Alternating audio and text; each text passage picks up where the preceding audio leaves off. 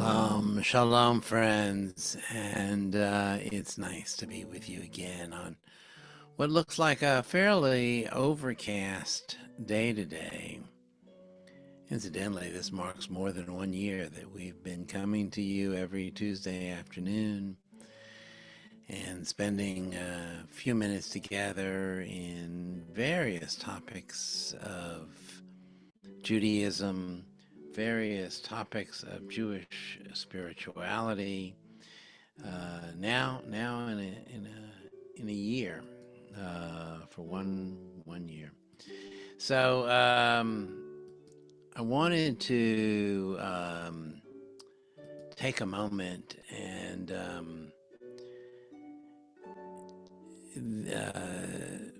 reflect a little bit on something maybe totally unexpected. This is today a day where I happen to be pet sitting. That's right. My son and his family are out of town, and we are pet sitting their little dog named Bob. Now, Bob's a wonderful dog and has been with them for many years and has stayed with us on a number of occasions. But as I took Bob out today, I was thinking to myself, well, what's Jewish about keeping a pet? And what does Judaism say about having pets? I've heard people say, and maybe you have too, that Jews don't keep dogs. Well, that's not exactly true. Pet ownership is certainly allowed, and even though there may be some who have superstitions or hesitation about keeping a pet, I think that it is a perfectly Jewish thing to do, and that our pets teach us real lessons in love and caring, and lessons in empathy, and lessons in intuition and understanding. Because if you've had a pet, you know that sometimes we can communicate with our pets in a number of ways. Well, you might ask, but what about the tradition? What about Jewish laws? Are there laws about pet ownership? And in fact, the Talmud does, in fact, speak about keeping some kinds of pets, cats, and dogs, because they could be useful in keeping a home free from vermin, and certainly that might be the case in ancient Judaism and in medieval Judaism. But in general,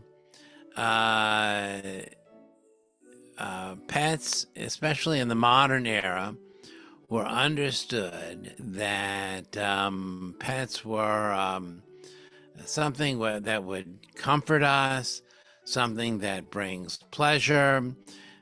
Pets were something that demonstrates our caring for the natural world. And that, of course, is explicitly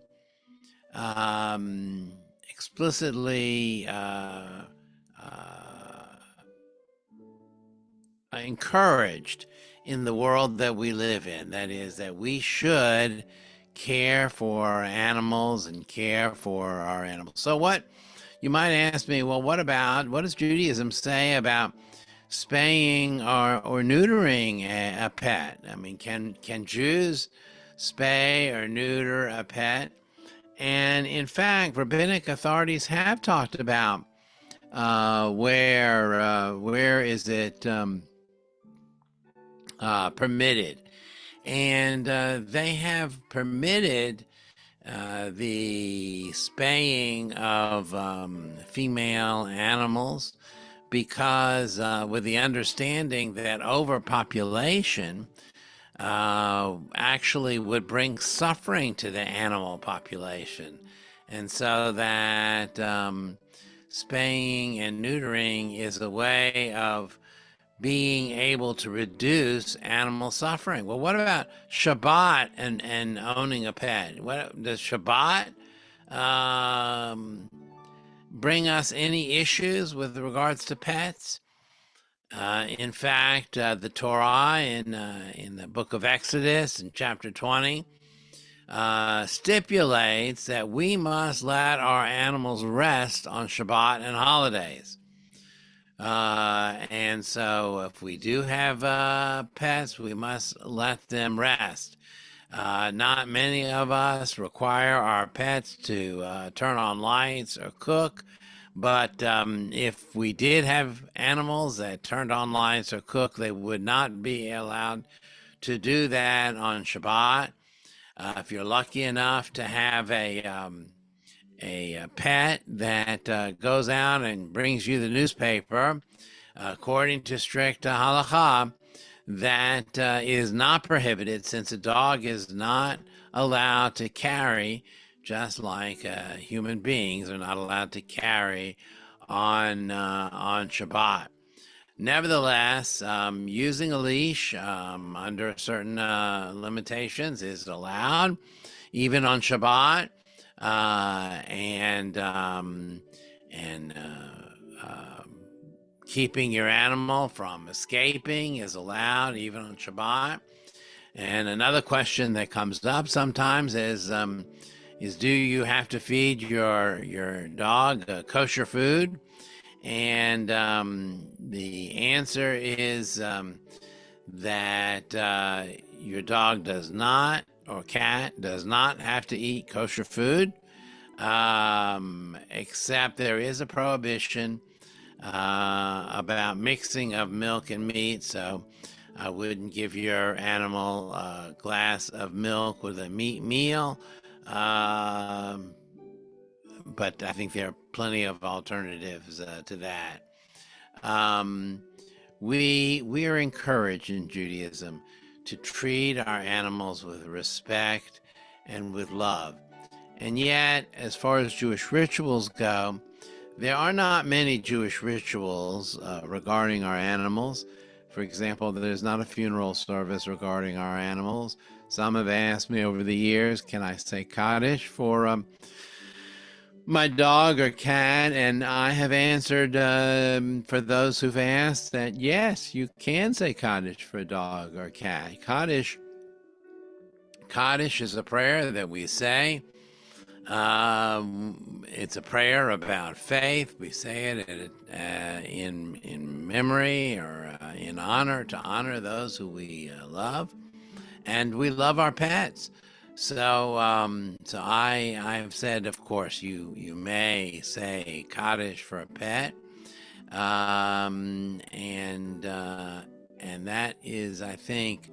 One other question that has sometimes come up is are you required to give a bark mitzvah to a dog or that turns 13 years old?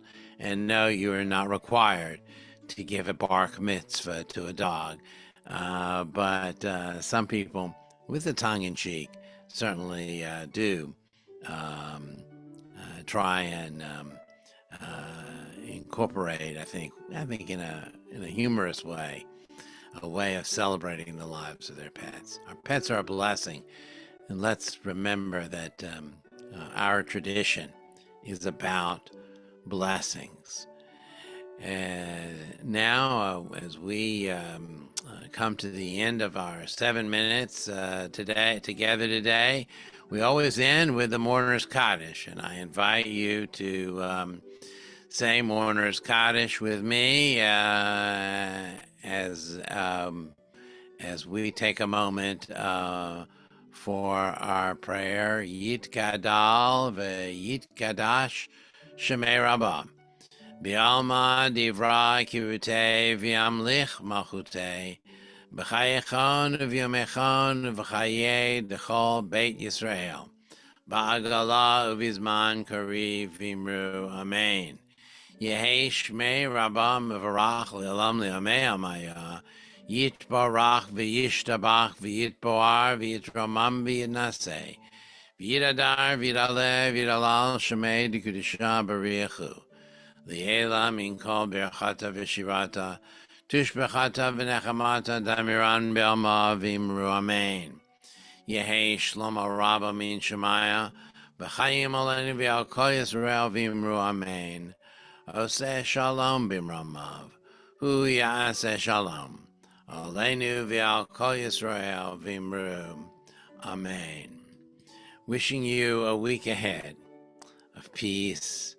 And may our world, as we ended this prayer, may our world see the blessings of peace, not only for Israel, but for the entire world.